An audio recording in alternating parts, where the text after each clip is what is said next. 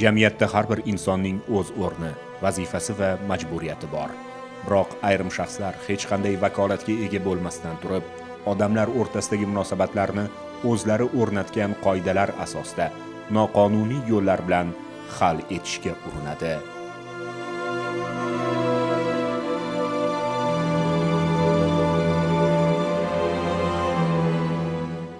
El-yurt ovozida Baxt Tashkenskiy deb tanilgan Qudratulla Baxtiyor Zafarovich o'g'illari bo'laman. Baxtiy Tashkenskiy. Jinoyat olamida Baxtiy Tashkenskiy laqabi bilan tanilgan. Sud hukm qiladi.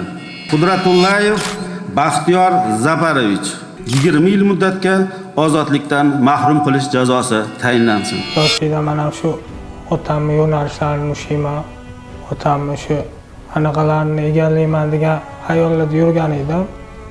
Endi qamalmashimdan oldin.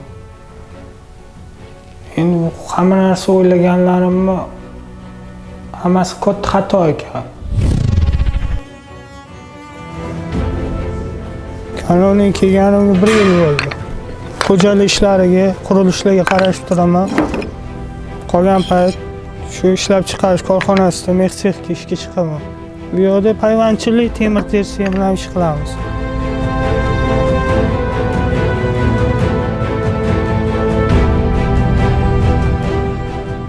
Bir yil oldingi hayotim bilan hozirgi hayotim ancha farqli.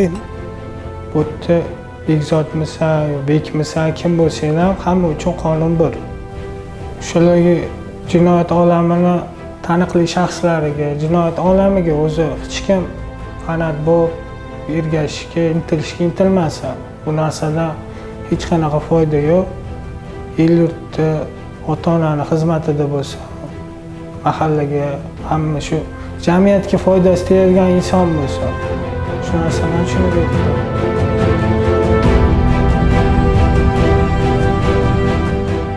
Oila va farzand sog'inchi 4 devor orasida ko'proq seziladi.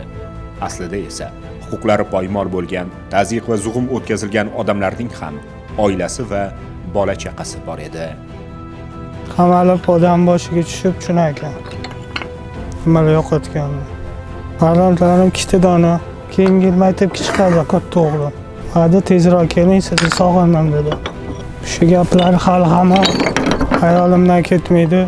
Tunlari ko'zlarimni yotganimda bolalarim tushimga kirib chiqadi, oilam. Endi pushaymonligimni yana bir anaqasi qattiqligi nimadanki, o'zimni shu maktabga chiqayotgan paytlarimni eslab, hozirgi kunda shu o'g'limni 1-sinfga 1-qo'ng'iroqqa olib chiqolmayotganligim, shu ota-onalar majlisi bo'ladi, ota-onalar majlisida ishtirok eta olmayotganim, unga o'sha dars ta'limlarida qarashmayotganim, shu hayotda endi qadam bosyapti-da ular. Shularga bir yaxshi o'rnak bo'lib, oldida suyanadigan tog' bo'lib bo'lmayotganlarim alam qiladi odamga.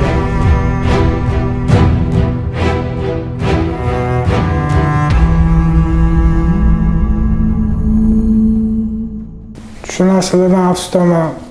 Qizimni meni tili chiqib, har xil anaqalar paydo bo'layotgan payt shu narsani ko'ra olmayapman. Shu narsani o'tkazib olmayman. Oila bu muqaddas. Oilada bunaqa ajralish, bunaqa bo'lish, hamma narsa odam o'zi sababchi bo'lar ekan, o'zi aybdor bo'lar ekan. Hozir kimnidir ayblab, kimnidir anaqa qilishim xato, o'zimda ayb.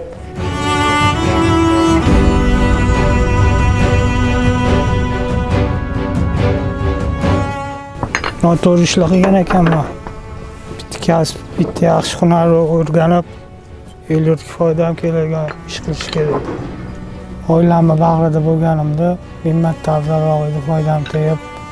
Hozir shuncha yo'l bosib, meni ko'rgani kelyaptilar, o'zi yedirmay-ichirmay katta qilganlarni o'zlari meni umidlarda katta qiladilar, nima natijalar bo'lganiga men pushaymonman. Qani shu vaqtda orqaga qaytarish iloji bo'lganda halol yurib, halol mehnat qilib, oila bag'rida bo'lishni juda istardim. Shuchana ham sanagan ekanman. Hamma narsaga jazo muqarrar ekan. Qonunni bilib, o'shanga amal qilib yashash kerak ekan har bir O'zbekiston Respublikasi fuqarolar. Zafarov Bekzod Baxtiyorovich O'zbekiston Respublikasi Jinoyat kodeksining 165-moddasi 3-qismi V bandi va Jinoyat kodeksining 168-moddasi 4-qismi A bandidan Zafarov Bekzod Baxtiyorovich uyushgan jinoiy guruh tarkibidagi noqonuniy qilmishlar uchun Jinoyat kodeksining 165-moddasi 3-qismi V bandi hamda 168-moddasi 4-qismi V bandi bilan aybli deb topilib, 11 yilga ozodlikdan mahrum etilgan. Mahkum Zafarov, sayr vaqti bo'ldi, tayyorgarlik ko'ramiz.